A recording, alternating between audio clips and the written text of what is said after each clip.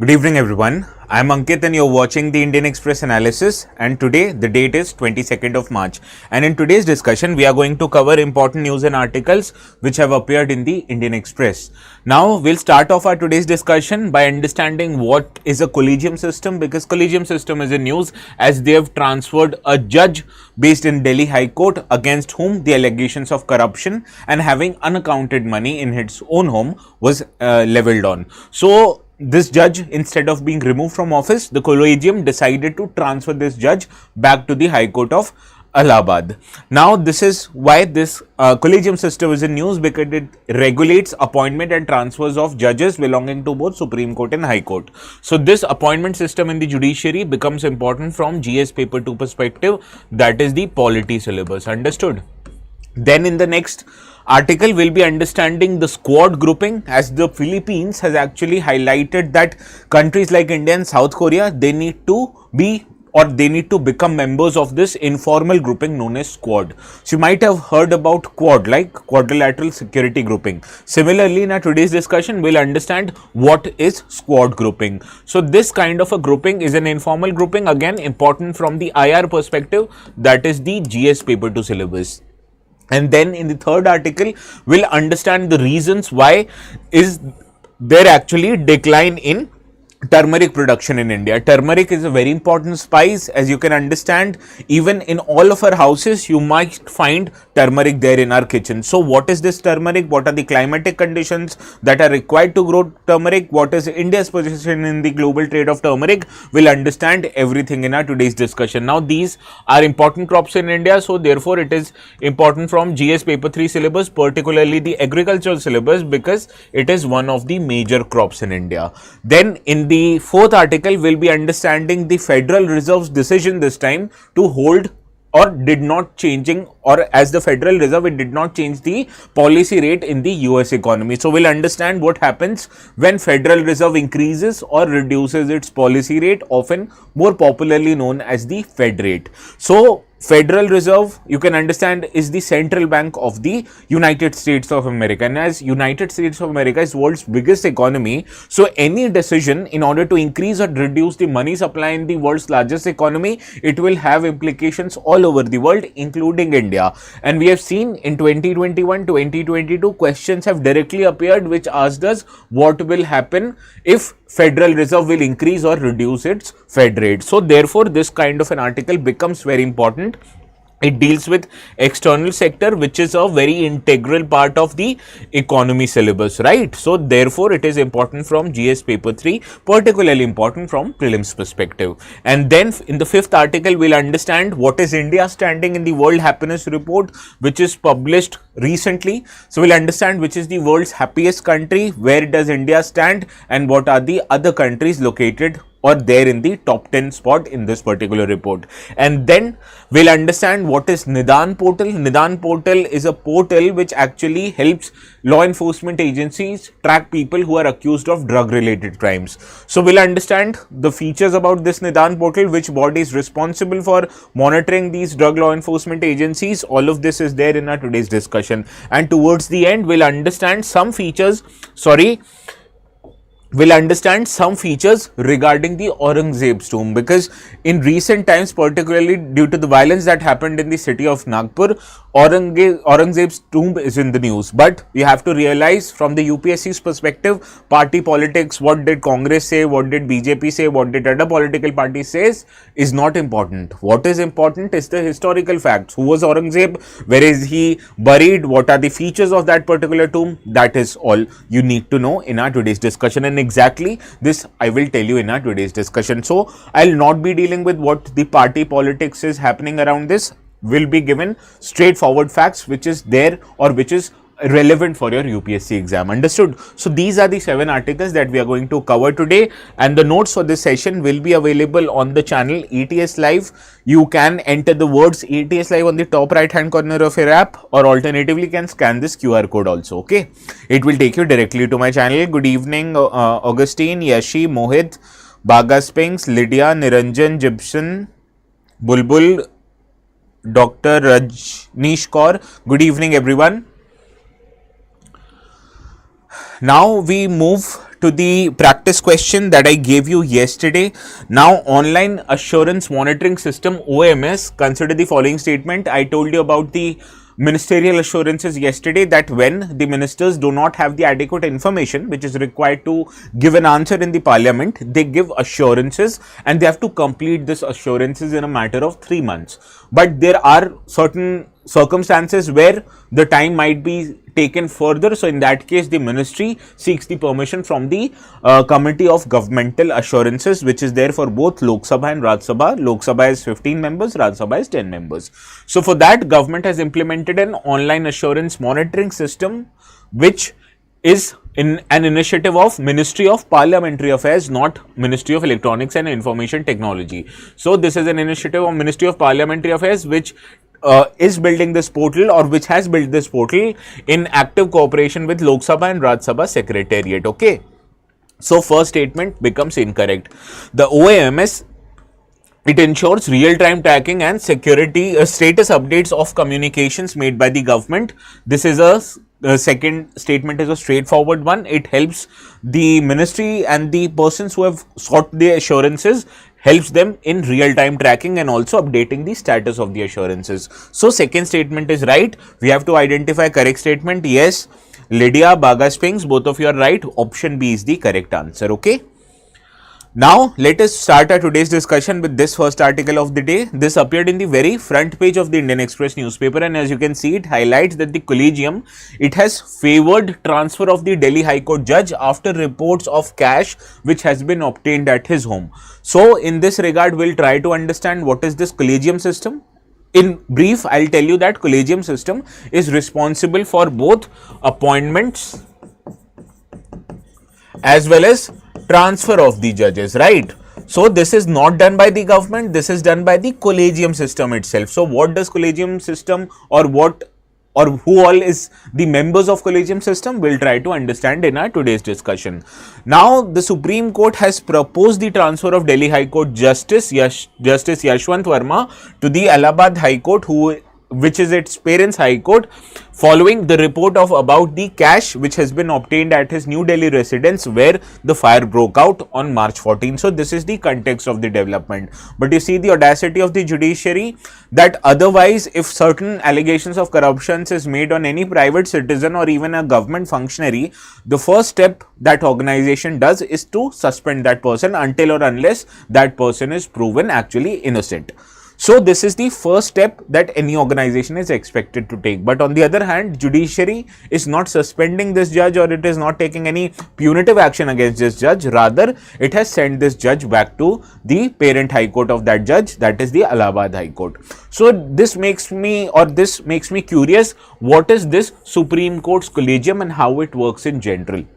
Now, to understand the collegium system, you have to understand certain well, I had attached a screenshot, I did not know where it went. Now you have to understand that Article 213 of the Indian Constitution provides that President of India appoints the judges of High Court after actively consulting the senior judges of Supreme Court and High Court. So this says that the word, or it emphasizes on the word consultation. Okay. Sorry, the spelling of consultation.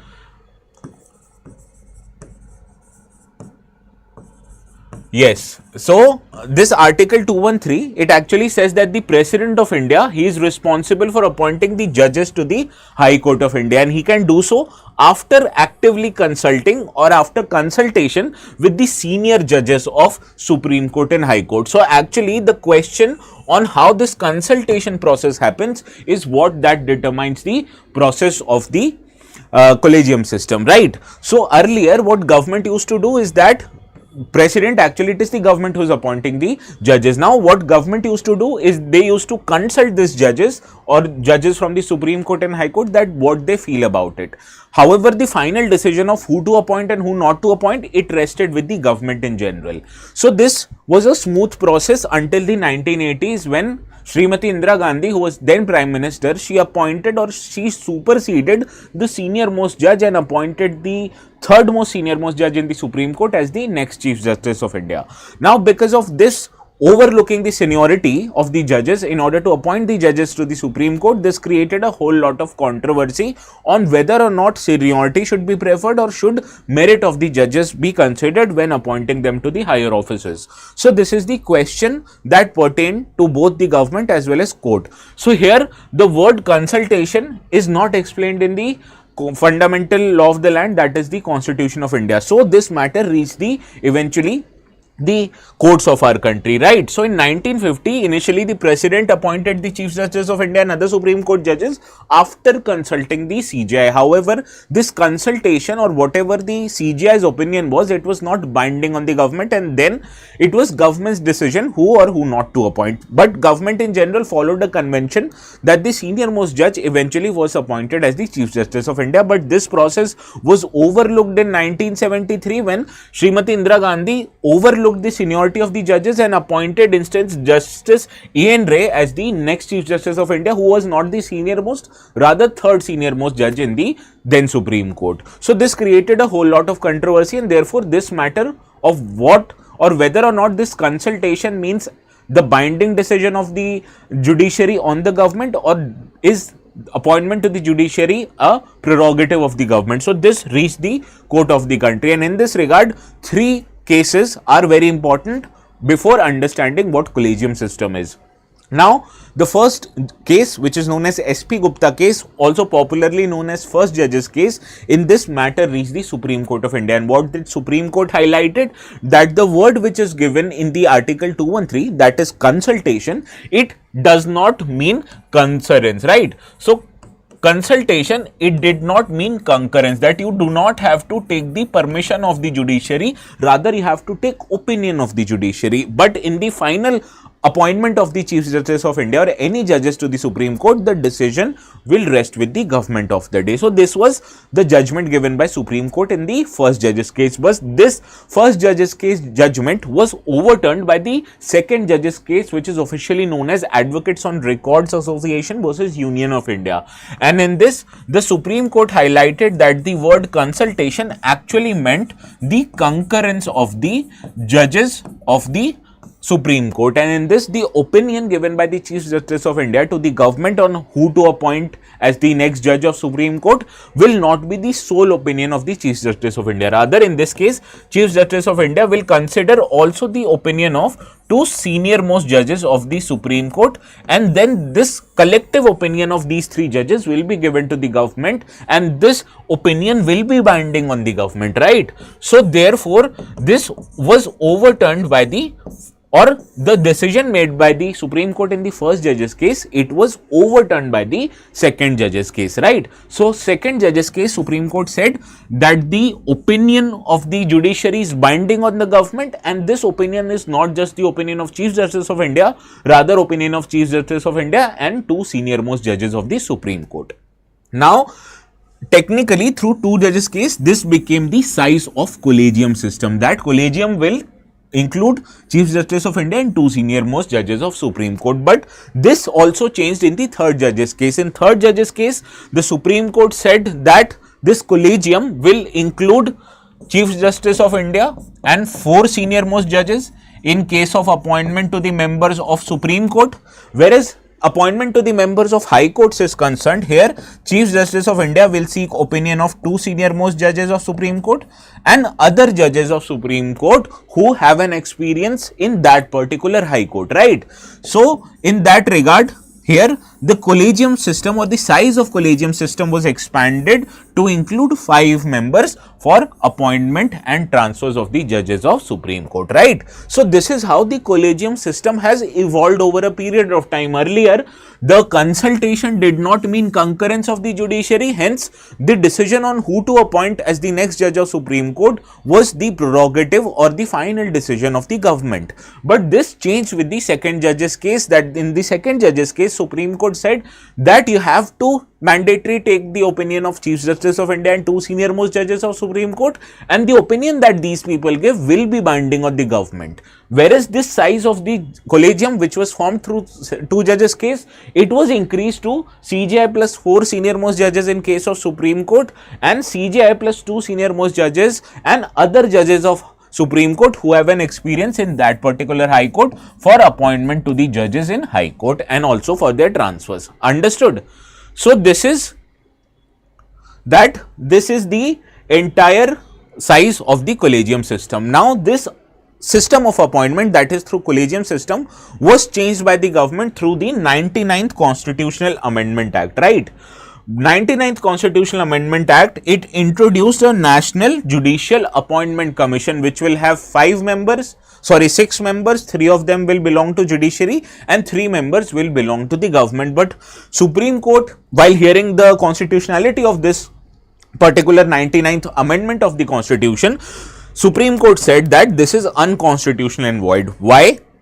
Because among those 6 members who will be appointing the judges, government will appoint 3 members, one of which will include law minister, and hence the Supreme Court felt that this measure by the government will actually inhibit the independence of the judiciary. And according to Supreme Court, independence of judiciary is a basic structure of the constitution which the government can't alter, right? So therefore, according to Supreme Court, this 99th Constitutional Amendment Act was unconstitutional and void because it actually did not adhere to the independence of judiciary. So even today, the collegium system remains active and it is responsible for appointment of judges to Supreme Court and High Court, as well as transfer of judges from one High Court to the other. So therefore, this is the size of the collegium system. Yes, the decision of collegium system is binding on the government. This is why the independence of judiciary, it was highlighted by the High Courts and Supreme Court that you need judiciary to be independent. That means government can't play a role. It only has to play an administrative role, that is facilitation of appointment. It can't say who you can appoint, who you can't appoint. This is the sole prerogative of the judiciary. Well, Dr. Rajneesh Kaur, but sir, Supreme Court has clarified no cash were recovered. Well, Supreme Court has to be more open about it, right? If people feel that cashes were recovered, Supreme Court has to be very transparent. It can't just transfer one judge to the other. It just says they are trying to hide something, okay? So, India is a democratic country and every institution should adhere to the principles of democracy, one of which is transparency, okay? Now, let's see if you are able to solve this particular question or not, right? This is a straightforward question. Consider the following statements regarding the collegium system in Indian judiciary. Collegium system is explicitly mentioned in the Constitution of India. Is it explicitly mentioned in the Constitution of India? It is not. The Constitution of India, if you read carefully, Article 213 says the President of India will appoint judges to the High Court after consulting the Chief Justice of India and other relevant judges. The word is consultation. It does not anywhere mentions the collegium system, right? So collegium system is a judicial invention or a judicial evolution. The system, it consists of Chief Justice of India and group of senior most judges of Supreme Court. Yes, this is correct. The collegium system is responsible for appointment and transfer of judges of Supreme Court, High Court, both of them are correct. But is it responsible for transfer and posting of judges of district court? The answer is no. It is the state judiciary, right? The collegium system, it not responsible for the district courts or appointment and transfers of judges in the district court. It is just responsible for Supreme Court and High Court. And here we have to identify incorrect statements. So first is incorrect, third is incorrect. Therefore, option C, 1 and 3 is the right answer. Yes, Yashi. Sarang, Lydia, Bagasi.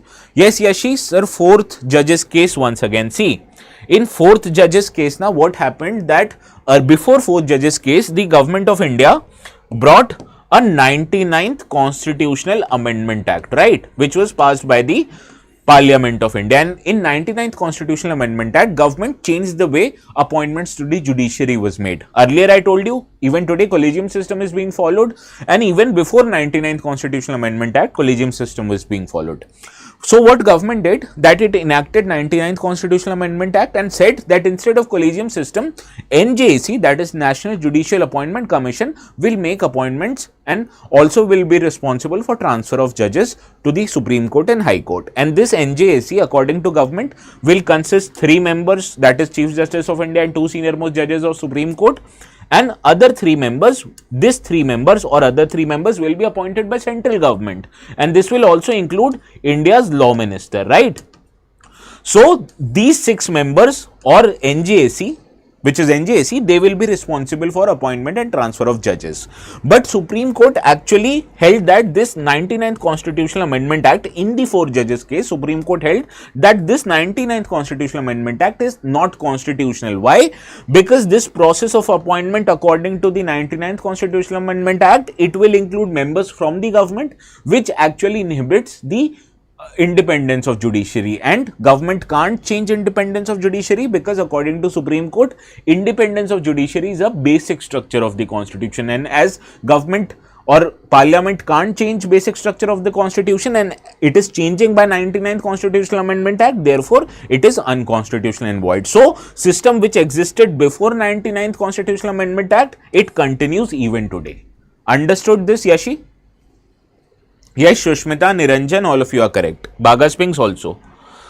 Now let us move to the another article of the day. This actually appeared in the Indian Express. However, I have taken the screenshot from the original source of this news, that is the Reuters news site. Okay. Now this article actually says that the Philippines, it is eyeing to expand the squad grouping and it will want to include India and South Korea. So in this regard, let us try to understand what is this squad grouping, because you might have heard about quadrilateral security grouping, which is a grouping consisting of India, Japan, Australia as well as USA. So what is squad? Does it include these countries or does it include something else? We'll try to understand this in our today's discussion. Now squad, if you can understand, it is an informal military grouping whose member include USA, Australia, Japan and Philippines. So quad, the only difference between quad and squad is the last member, that in quad India is the member, whereas in squad Philippines is the member. Now the orientation of this informal military grouping is also against China, similarly to that quad, because this grouping, it exchanges intelligence and also holds joint military exercises which wants to increase the interoperability between these militaries with an aim to counter China's dominance in the Indo-Pacific region and particularly in the South China Sea, right? Now this organization, it uses joint military activities which since 2023 the defense forces of all those 4 countries who are members of squad, they have conducted joint maritime operations in the Philippines exclusive economic zone, particularly in the South China Sea, because we understood China and Philippines, they were having dispute against who controls which area of the South China Sea. And Philippines felt that China was using its dominance to do away or create injustice for Philippines. So that is why Philippines is now being supported by other like-minded countries, and now Philippines wants to enlist the help of other 2 powers who are relevant in this region, that is South Korea and India. Understood? So this is very similar to quad, just the members are different. Now currently India and South Korea are not the members, but it is planned that they will become members eventually of this squad. Okay. Well, grouping, alliance and treaty. Well, treaty is something which you sign in legal terms, right? So suppose these countries, they sign a treaty that suppose China attacks Philippines, other countries will come to a rescue to Philippines. So that is a formal treaty which formalizes the relationship.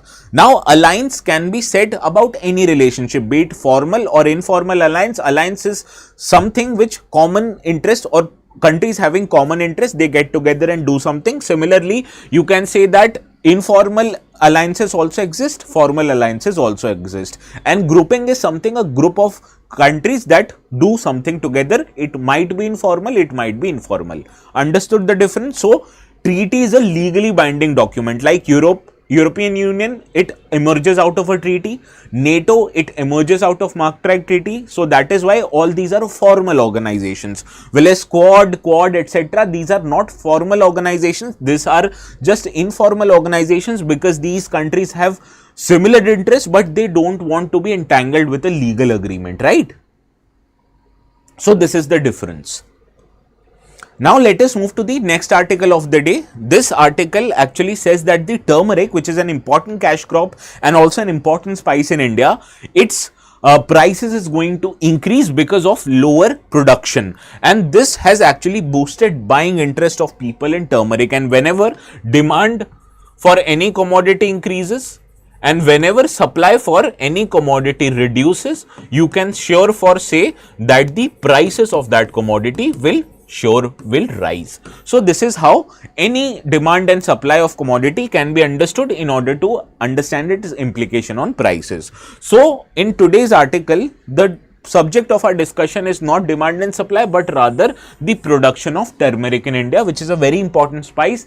And this year, the production of turmeric, it is expected to be about 10 to 15% lower due to unfavorable weather condition and crop diseases. So in this regard, let us try to understand first of all what is turmeric. Now turmeric, the biological name is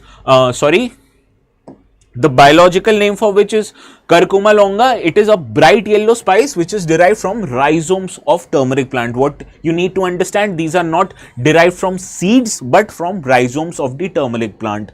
Now it has been used for centuries in making Ayurvedic medicine and also as our day-to-day spices in our kitchen. So because it has numerous health benefits, and the world across, it became aware of the benefits of turmeric only when the COVID pandemic happened and they understood the many immunological benefits of turmeric. Now the growing conditions for turmeric is that in terms of climatic condition, it requires warm, humid and tropical climates with temperatures existing between 20 to 30 degrees centigrade, whereas in terms of rainfall, it requires large amount of rainfall, ideally above 150 centimeter on an annual basis or more, and in terms of soil, it requires loamy or sandy soil with good drainage. So these are the climatic conditions that you require in order to grow turmeric, and as you can understand, it is a crop which grows in warm and humid climates. So naturally, southern states in India and western states in India, they will be the larger producer of turmeric as compared to the other regions.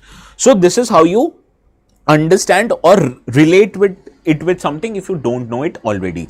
Now India, it is the world's largest producer, consumer and exporter of turmeric in the world, and in terms of global production, India controls about 62% of the world's trade in turmeric. Now the top producing state, you would eventually say that, or from the news you will gauge that the Telangana is the most highest producer of turmeric. The answer would be incorrect, because it is Maharashtra who's the highest turmeric producing state in India, followed by Karnataka, Telangana and then Tamil Nadu. Now recently in 2023, government established a national turmeric board whose headquarter is in the Telangana city of Nizamabad, right? So the headquarter of the turmeric board is in Nizamabad, which is a city in Telangana, and the purpose of setting up of a turmeric board was to develop and promote the turmeric sector in India, also promote its export to other countries. Now the nodal ministry under which the National Turmeric Board functions, it is the Ministry of Commerce and Industry. So please pay a close attention of where the headquarters of National Turmeric Board is. It is in Nizamabad, which is in Telangana. Understood? Now the medical uses of turmeric is that it has anti-inflammatory properties, because there is a substance in turmeric known as curcumin, which is an active compound found in turmeric.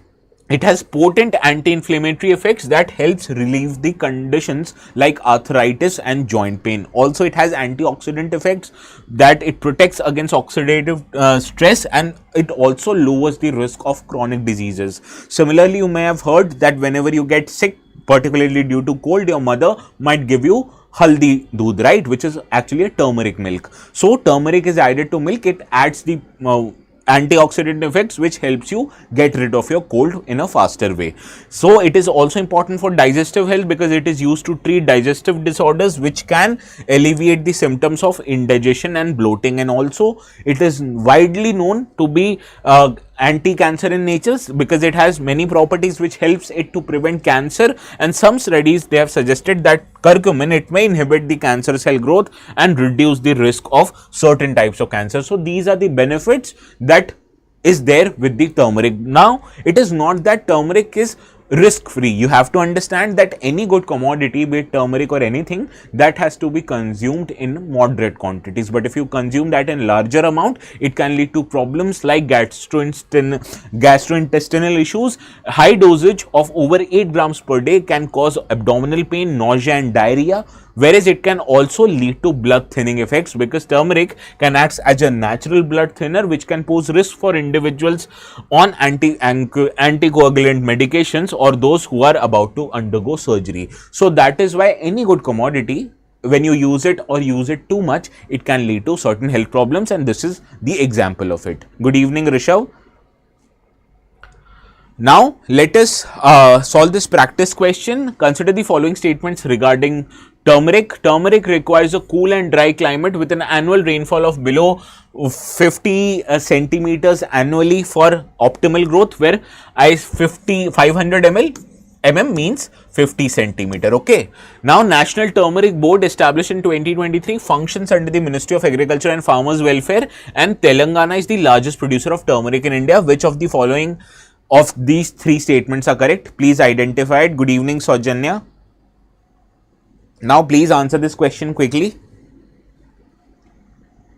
Shushmita says option D. Mohit says option D. Yashi, D.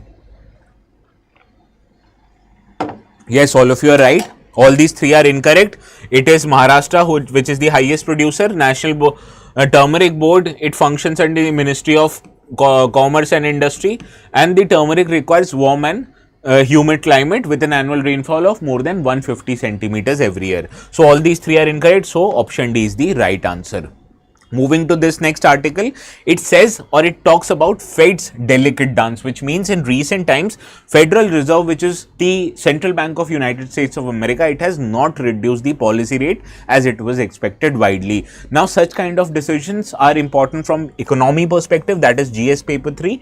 Therefore, I have highlighted the relevance of this particular paper. Now, the US Federal Reserve, it has chosen to keep the interest rates unchanged, noting that uncertainty is there in the US economy, and therefore it needs to undertake first of all reduction in uncertainty and then analyze its impact on US economy, and then US Federal Reserve will decide whether or to increase or reduce the federal policy rate. Now, the projections which were released by the US Federal Reserve, it pointed towards slower economic growth, higher inflation and unemployment, underlining the challenging environment in which the Central Bank of United States of America is operating. And what is the challenging environment that it is operating? That is the onset of President Trump as the next president of United States. And since President Trump has come into office, he has decided to impose tariffs on the imports that are done in the United States, and the consequence of these tariffs is that there will be an increased amount of inflation in the US economy. So actually the US Federal Reserve wants to ascertain the levels of inflation that will prevail and then have the ability to decide accordingly. So therefore it is trying to play the role of wait and watch right now. Now, in this regard, what becomes important is what is actually a Fed rate. Now, US Federal Reserve, which is its central bank, it controls the availability and cost of credit. That is, in other words, it controls the money supply in US economy through a tool known as Fed rate. In comparable terms, this Fed rate is very similar to repo rate in India. Now, this is a Fed rate which is called in US, and this is the policy rate of the United States economy, and based on Fed rate, the banks in US, they decide on how much and in what interest should they lend money to the borrowers. Now, changes in Fed rate influences the other interest rates in US, which in turn influences the borrowing cost for the households and businesses and has broader financial implications. And during the times of recession, be it RBI, be it Federal Reserve, you understand, they have a tool or they have a philosophy to follow easy money supply. Easy money supply, other words, it means expansionary money supply. In this case, the central bank of any country would want to increase the money supply, and we have understood from our economy classes, how do you increase money supply? By reducing the interest rates in the economy, right? So when any central bank, be it RBI, it reduces repo rate, or US Federal Reserve, it reduces Fed rate, this will lead to increased money supply, and in cases of increased money supply, we have understood it promotes growth in the economy. So this is what the Federal Reserve and other central banks do in case they want to promote economic growth. But the consequences of this increased money supply would be what? There might be increased inflation in the economy. Understood? So this time what happened during COVID-19 pandemic, world's government across the world, including US, they reduce the monies or they reduce the interest rates in order to increase money supply so as to promote growth. But the consequences of this increased money supply during COVID pandemic was that after following months we saw increased levels of inflation. So to control these increased levels of inflation, the US Federal Reserve increased the policy rates, that is to control the amount of money supply in the economy. Now that the inflation in US has largely been controlled, now the Federal Reserve is in a process to eventually or gradually reduce the amount of Federal Reserve rate. But now one thing has changed, that US President Donald Trump has come into power and he has imposed tariffs on the imports on US economy, and this eventually has led to some kind of inflation in the US market. So Federal Reserve wants to ascertain this kind of inflation and then make its move accordingly. So this is what the implications and the details about Federal Reserve is. Now the implications of reduction in Federal rate in US economy is that it will promote cheaper credit in US, which eventually will incentivize borrowing, and this overall will promote economic growth in the United States economy. Further, it will lead to increase in demand for goods and services, because when there will be increased money supply, people will have higher disposable income and they would look to spend this disposable income in buying goods and services. So whenever there will be increase in demand for goods and services, eventually it will lead to increased production, which will lead to push increase in wages and will further spur the growth prospects of the economy. So in larger picture, you can understand it has positive implications of US economy. But from our exams perspective, what is more important in how changes in US federal rate or changes in US policy rate, how it has implications for Indian economy. For example, whenever the global markets or Western economies, they reduce their interest rates, the investors in that economy take their money out of that economy and invest somewhere which offers them the higher interest rate returns. So therefore, in cases when US reduces its federal policy rate, it leads to increase in foreign investments in India. Also, when there will be increased foreign investment in India, as a consequence, you will understand the amount of capital which is invested in India, it will not go back to US, because there the US has already reduced its interest rate, and therefore investors in US economy will have lower economic return. So it will lead to reduced capital outflow in Indian economy. Also, it will lead to inflow of dollars in Indian market. When inflow of dollars in the Indian market will see, so you'll see the demand for rupee increases, because you can't spend dollar in Indian economy, rather you'll have to convert this dollar into rupee, and therefore the investors who want to invest in India would increase their demand for rupee, and when demand for any currency increases, its value also appreciates. Understood? So this is how it will lead to appreciation of rupee in the economy. Further, RBI was earlier apprehensive of reducing its interest rate. Otherwise, if US would not have reduced its interest rate, the opposite of this would have happened, that in case RBI would have had reduced its interest rate and US would not have reduced its interest rate, the investors will take their money out of India and put it in US market. So now RBI's outlook in cases of reduction in policy rate will change. RBI would certainly want to reduce its own interest rate, not fearing that the outflow of foreign investment from India will happen. Also, I told you, right, people in US will have more money supply. This means their money at hand will be high. That means their disposable income will high. So naturally, when people will have more disposable income, they'll want to buy goods and services. So technically, demand for Indian exports will also increase in US market. Therefore, it has positive implications even for Indian exports. Understood how this impacts India, or how it has different kind of an impact on India as compared to US? This is what our today's discussion is all about on the Federal Reserve. Now let's see if you can solve this particular question. With reference to India's economy, consider the following, and which of the above is or are likely consequences of Fed rate cut by the US Federal Reserve. Reduction in the capital outflow. We understood whenever US Federal Reserve will cut its interest rate, the investors in US economy would take its money out of US economy and put it in economies which offer higher returns to the investors, and one of which is India. Therefore, it will lead to increased foreign investment in India, and naturally it will reduce the amount of capital outflow out of India. So first is correct. Increase in demand for Indian exports, I told you, right, whenever US banks follow expansionary monetary policy, it means people in US will have more money in the hand, and naturally when they'll have more money in hand, they'll want to buy goods and services, one of which they can want to import goods from out of India. This will create positive conditions for Indian export, and hence third one is correct. Whereas I told you inflow of dollars into India would mean foreign investors will increase their demand for rupee, and whenever demand for any currency increases, the value of rupee also increases, right? So it will lead to appreciation in value, not depreciation or reduction in value. So second is incorrect, first and third is right. We have to identify correct ones. Option C therefore is the right answer. Sarang, Baga, Shushmita, Kesaria, Mohit, Yashi, Lydia, all of you are correct.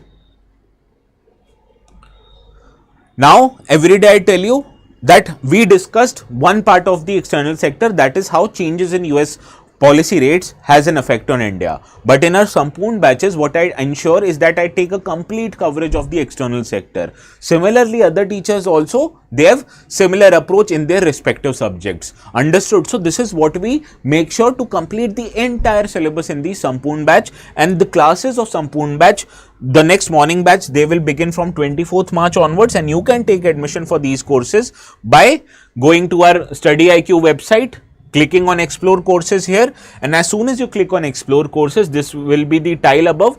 Click on UPSC IS English, because I understand many of you do not have Hindi as your mother tongue, and I will also encourage you to learn the batches, especially in English. So we offer exclusively English batches under the UPSC IS batch. Here the batches for foundation P2I classes, that is Sampoorn batch for 2026, the admission right now is open. Click on this tile. You can see right now the prices, these are available at 37,499 rupees, but with the use of ticker which is appearing in the bottom half of the screen, you can get further discounts or even on this amount, right? Click on add promo code here, click on enter coupon code, type ATS live. After typing ATS live, click on apply, and as you can see, the value of the course reduces from 37,499 to 29,999. Okay, so this is how you save your hard-earned money or your parents' hard-earned money otherwise could have been spent on much more other important stuff like buying study materials, and get it in the maximum discount, that is 7,500, by using the code ATS live. Okay. Now let us move to another article. This article appeared in the world page in the yesterday's newspaper, but because of paucity of time, we were not able to cover this article yesterday. I am taking it today, need not worry. It talks about the World Happiness Report 2025, and the World Happiness Report is recently published by the Wellbeing Research Center at the University of Oxford, right? So this is the agency who is responsible for bringing the World Happiness Report. Now this is an annual report published by University of Oxford's Wellbeing Research Center in partnership with UN Sustainable Development Network Solution and Gallup. Now this, for the 8th consecutive year, the country of Finland has topped this World Happiness Report as the most happiest country in the world, right? So let us understand few details about this report. Among the top 10 happiest countries, first one is Finland, followed by Denmark, Iceland, Sweden and Netherlands. So these are rest 5 you can understand from here. The most important thing to note out of these top 10 countries is that Costa Rica as well as Mexico are the newest entrants to the top 10 list. Whereas on the other hand, India's rank has somewhat improved. Last time it was 126, now India's rank becomes 118. However, what is important to note, or what will be highlighted in India's media, that countries like Pakistan, Nepal, Palestine, Ukraine, who are witnessing certain hardship, particularly Palestine and Ukraine, who are under at war, these countries, their happiness level is better than India, that they have better ranking than India. Understood? So this all is what you need to know in this particular article. Now, the bottom most unhappiest countries in the world, it includes Zimbabwe, Malawi, Lebanon, Sierra Leone and Afghanistan. All of these are located either in Asia or in Africa. They have very drastic conditions, very drastic weather conditions, very drastic economic conditions, and that is why these countries ranked as the unhappiest country in the world, and for the 4th year consecutively, Afghanistan has ranked the most unhappiest country in the world. Understood? So these were the facts that are important from our today's discussion. Now let us try to solve this question. The World Happiness Report is published annually. This is correct, by United States Development Program in collaboration with World Bank. Incorrect, I told you it is published by the University of Oxford with collaboration with US Sustainable Development Network. Now the second statement, Finland has been ranked as the happiest country in the world in the 8th consecutive year. This is correct. India's ranked in 2025 report has improved compared to previous year. Yes, this is correct. We saw earlier it was 126. Now this year it was 118. So second and third is right. First one is incorrect. We have to identify correct statement here. Second and third, that is second and third. Yes, option D is the right answer. Yes, Mohit. Sir, will this also add into our forex? What will also add into our forex? Please elaborate. Bagaspinks. Yes, all of you. Yashi, Lydia, Shushmita, Bagaspinks, all of you are right. Now let us move to another article. This one is from PIB. This article actually talks about NIDAAN portal, right? This NIDAAN portal is actually a portal which allows the drug enforcement agencies and other law enforcement agencies to investigate and to proactive police in the matters relating to drug offense, right? Now this NIDAAN portal actually stands for National Integrated Database on Arrested Narco Offenders, and it provides data of narco offenders who are involved in narcotic offenses under the NDPS Act of 1985. Well, yes, dollars flowing in, whenever the dollars flowing in, RBI would increase the corresponding supply of rupee in the market to prevent its appreciation, right? So how RBI does that? It prints extra money, it supplies that into market and absorbs the excess dollar and puts it in forex reserve. So this is how forex reserve increases or decreases with time, and this is the entire purpose for which forex reserve is actually there for India. Okay, now let us understand few details about NIDAAN portal. It is a specialized portal which is developed by India's own drug enforcement agency, that is Narcotics Control Bureau. Now it serves as a comprehensive repository of data of individuals who have been arrested for narcotic related offences. So this NIDAAN portal is a specialized database which was launched back in 2022. Now this NIDAAN portal, it sources its data from different platforms, that is interoperable criminal justice system. It also sources data from e-prisons, which is a cloud-based application for prisons, etc. And presently NIDAAN portal is partially integrated with the criminal or crime and criminal tracking network system, CCNTS. Now full integration with CCNTS is planned for future. Right now it is only partially integrated, that it exchanges data with some kind of a data with CCNTS, but not full exchange of data.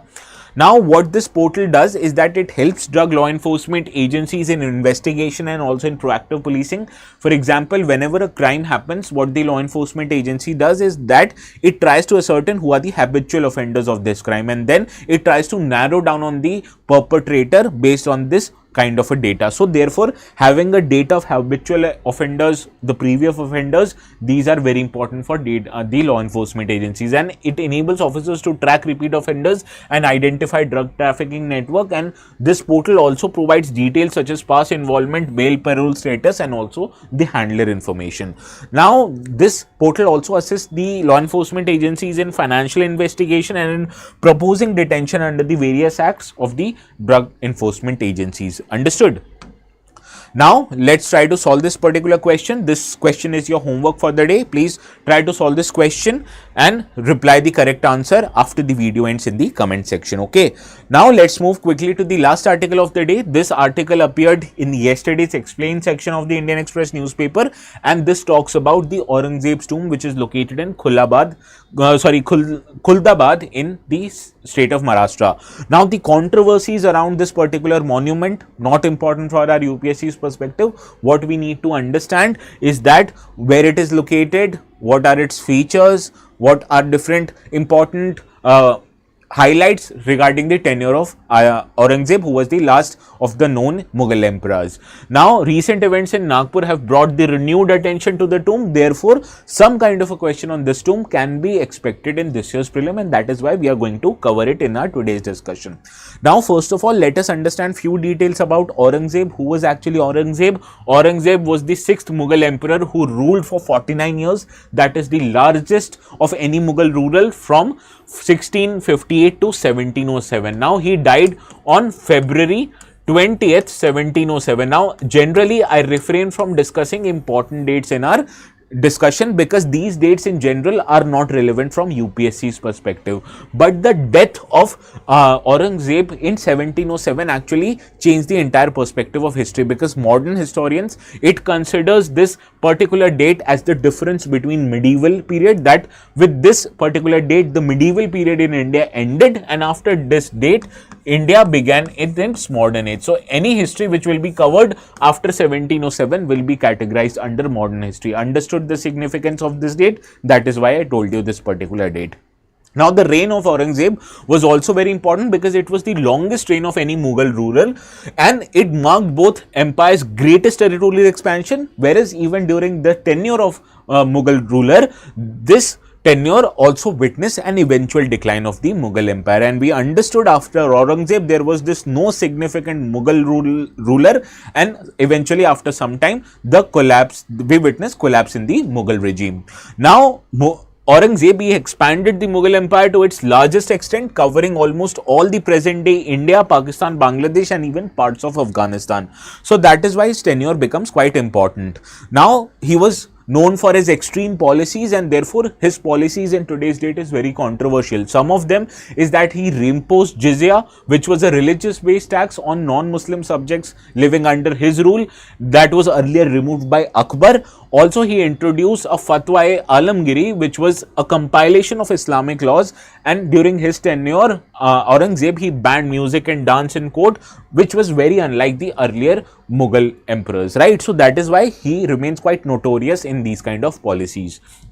Now, let us understand why was he buried in Maharashtra. Now, at the age of 90, when he was fighting a war, or his empire was fighting a war with Marathas in the Maharashtra region, he died during this particular campaign, and that is why he was buried in the state of Maharashtra. Now, his last wish was that he should be buried in a very simple tomb in line with the Islamic austerity, and also in general, Aurangzeb was quite austere in nature. He did not like spending or splurging the money too much on arts and culture. He even banned them. He refrained from spending too much on monuments, and that is why, in line with that philosophy, he wanted to be buried in a simple tomb. Now, his grave is currently located in the Dargah complex of Sheikh Zainuddin, who was of 14th century Chishti Sufi saint, much like Nizamuddin Aulia, and his grave is located in the city of Khuldabad in the state of Maharashtra. Now, earlier it was known with a different name, that is Rauza.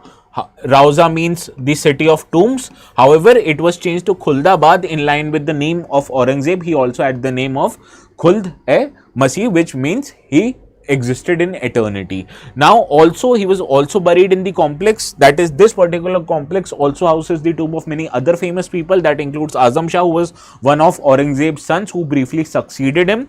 Also, it includes first Nizam of Hyderabad, that is Asaf Jah the first, and Asaf Jah's son, that is Nasir Jang. So all these important people, they are housed in this particular complex, which also includes the tomb of Aurangzeb. Now, why is Aurangzeb's tomb different? I told you, right, while the tombs of his predecessors like Akbar, whose tomb is in Sikandra, Humayun tomb, who's in Delhi, which is a very popular monument here. Similarly, Shah Jahan was buried even in Taj Mahal. So all his predecessors had a very good burial spot. Whereas on the other hand, Aurangzeb's tomb is a very austere complex as against his rule. So why is his tomb very different than as against other Mughal emperors? Now, the tomb of the predecessors of Aurangzeb had ornate structure where tourists from across the world flocked to, and we understand how much tourists flock to tombs like Humayun tomb, Taj Mahal, etc. Whereas The tomb of Aurangzeb is quite humble in nature and remains largely forgotten unless this controversy happened. Now, yet Aurangzeb's grave and the circumstances of his death hold many lessons for those who are understanding and learning from history. Now, Aurangzeb ruled for almost 50 years, but in the final years, his empire was witnessing certain kind of crisis. For example, at that time, Mughal Empire was facing agrarian crisis, nobility were deserting the rule of Aurangzeb, and also Maratha formidable resistance was so much that the control of Aurangzeb and the Mughal army over the Deccan was slowly reducing. So this was the challenge that was posed on the Mughal Empire back then, and therefore the sorry state of finances and the sorry state of affairs, it eventually led to a very simple burial of the then Emperor Aurangzeb. So this is all for our today's discussion. The notes for this session will be available on my Telegram channel, ATS Live. So please go there. I think there are some answers that are left to be checked. I will eventually check them today. Have a very good weekend. We'll see each other at 4 p.m. on Monday. And until then, please revise what has been done in this week's news discussion, and we'll see each other on Monday.